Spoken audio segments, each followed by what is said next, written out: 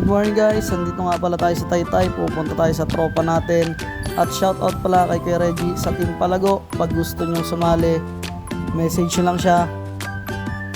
Pupunta nga pala tayo kay parang Edward sa tropa natin kasi order tayo sa kanya ng siomay. Yung siomay niya pala guys, homemade. So titikman natin, pupunta tayo sa kanya ngayon. So tara guys, biyahe tayo papunta ng Taytay.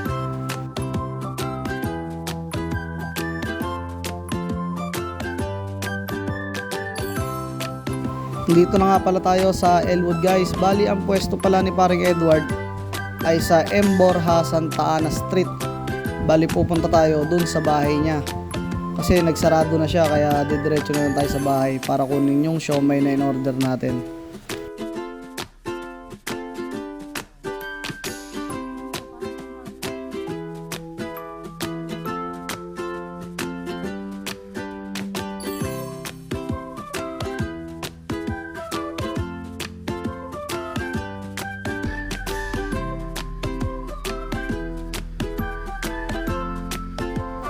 Para malaman nyo lang pala guys, no, si parang Edward pala, kaklase ko nung high school second year.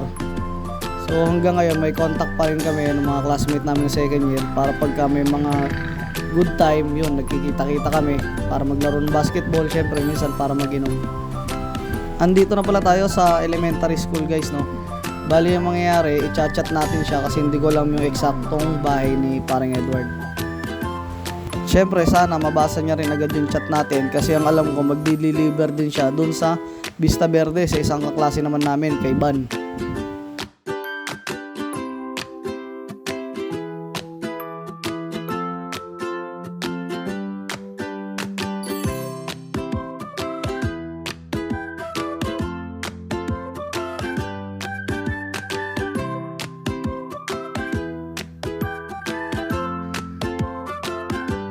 At yun na nga guys, sumagot na nga si parang Edward.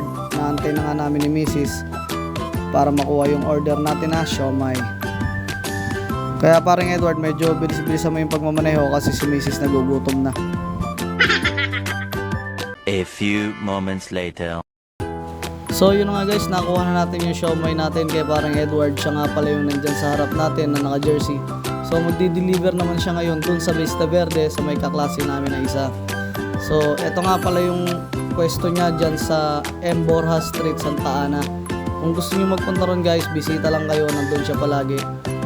So, yun mga guys, no, ito rin pala yung mga paninda ni parang Edward. Lahat yan guys, homemade. So, titikman natin yung pag-uwi. So, tara guys, uwi na tayo. Nagugutom na din kasi ko, tsaka isa pa, paborito ko rin to guys, yung siomay. So, sigurado mapapasarap ang kain natin ito. Lalo si Mrs. kasi kanina pa nagugutom yun.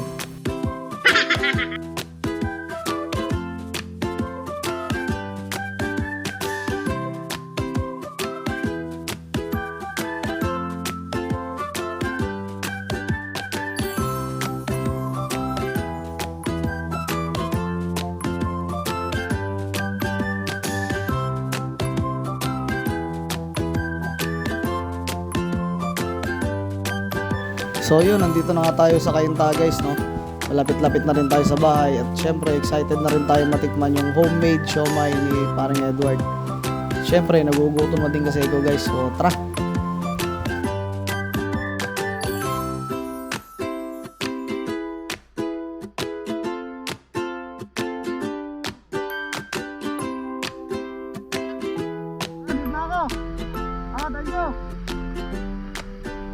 So yun guys, liliko na pala tayo rito sa barangay. So parang Edward, ingat sa biyahe, ride safe palagi. Kamusta mo na lang ako kay paring Ban pag nagkita kayo mamaya.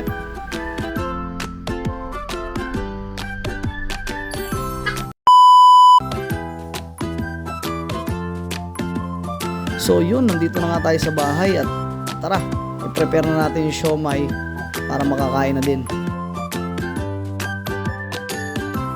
Oh my God! Wow!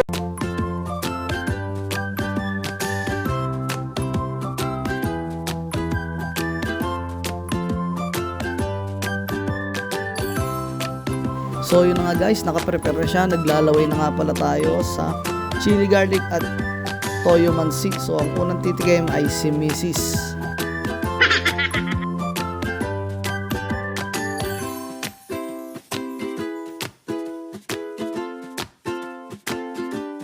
At syempre, hindi rin magpapatalo yung anak kong napakakulit. Paborito rin niya na siomay. So yan, kumakain na siya mag-isa. Pero syempre, babantay rin natin kasi mahirap na. Alam niyo naman, baby pa. At ito na nga yung pinakaantay natin guys, no? Tayo naman yung kakain. So, paano guys, hanggang dito na lang. Parang Edward, napakasarap ng siomay mo. Ulit-ulitin natin yan. Order ulit ako sa'yo susunod. Salamat!